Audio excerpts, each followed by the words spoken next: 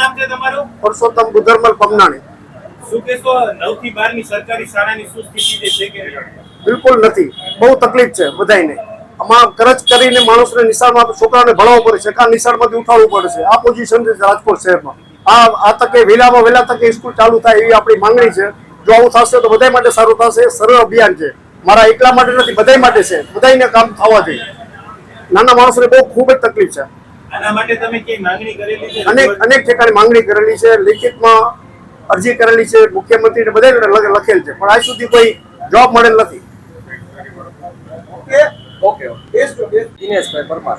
રેતીભાઈ, શું રજૂઆત છે તમારી? અમારી ખાસ આજના દિવસે એક જ રજૂઆત છે. રાજકોટ શહેરમાં સરકારી શાળા ધોરણ 9 થી 12 ની અંગ્રેજી માધ્યમની એક પણ નથી. તો આજના સમયમાં અંગ્રેજીનો જમાનો છે, અંગ્રેજી શિક્ષણનો જમાનો છે. તો આજના સમયમાં કેવી રીતના બાળક આગળ વધશે અંગ્રેજીમાં, સામાન્ય વર્ગના બાળકનું શું થશે, આમાં કેવી રીતના આગળ વધશે ગુજરાત, કેવી રીતના આગળ વધશે ભારત. તો અમારો ખાસ મુદ્દો આ જ છે. સરકારી શાળા એક નથી, ગ્રાન્ટેડ શાળાઓની વાત કરો તો એની શું પરિસ્થિતિ? સાહેબ, રાજકોટ શહેરમાં જોવા જઈએ ને તો રાજકોટ શહેરમાં અમે ડેટા મેળવેલો છે. રાજકોટ શહેરમાં ગ્રાન્ટેડ શાળામાં માત્ર ને માત્ર 4 શાળા અત્યારે કાર્યરત છે. હવે 4 માંથી એક શાળા તો બંધ થવાના આરે છે, અને એક શાળા છે તો ઓનલી ફોર ગર્લ્સની છે. પાછળ વહીથી 2 શાળાની વાત કરીએ તો 2 શાળા જે છે તો એ 2 શાળામાં એડમિશન મેળવવું બાળક માટે ખૂબ જ મુશ્કેલ છે. એમાં સંખ્યા જેટલી હોય છે કે એમાં એડમિશનનો વારો બીજા બાળકોનો આવતો જ નથી. તો આમાં હવે પ્રશ્ન એ છે તો સામાન્ય વર્ગનો બાળક જે છે તો એ આગળ વધશે કેમ? એક સામાન્ય પરિવારનો માણસ જે કાપડની દુકાનમાં કે XYZ ની દુકાનમાં કે મજૂરી કરીને ગુજરાન ચલાવતો હોય તો એવા બાળકનું ભવિષ્ય શું છે? આજે સામાન્ય રીતે જુઓ તમે ખાનગી શાળામાં તો ધોરણ 9 થી 12 અંગ્રેજી માધ્યમમાં તમારે બાળકને ભણાવવો હોય તો પર યરની ફીસ 80,000 થી 90,000 રૂપિયા પર યરની ફીસ હોય છે. તો આ સામાન્ય વર્ગનો બાળક જે છે, માણસ જે છે, એનો બાળકને ભણાવશે કેમ?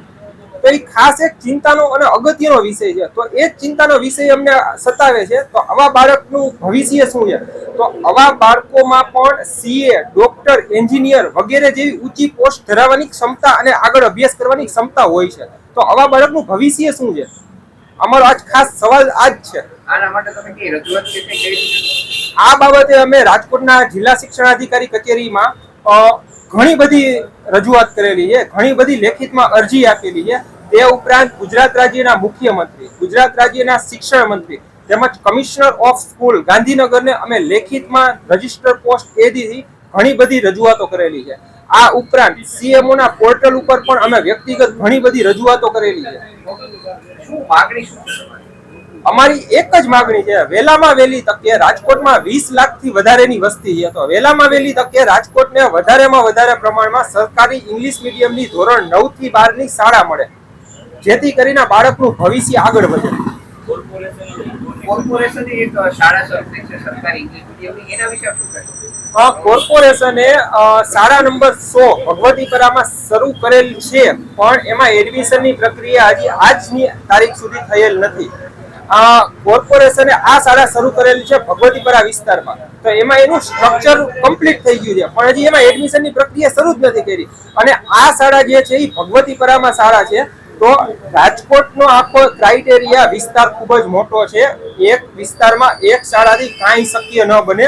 દરેક વિસ્તારમાંથી બાળક ત્યાં ભણવા જઈ શકે એવું શક્ય નથી, પોસિબલ નથી. તો રાજકોટના દરેક વિસ્તારમાં પોસિબલ હોય એટલી, શક્ય એટલી વધુમાં વધુ પ્રમાણમાં અને ઈઝી થાય રાજકોટની મધ્યમાં આવી શાળા મળે તો વધારે સારું. અમારી આ નમ્ર અરજ છે આપણે.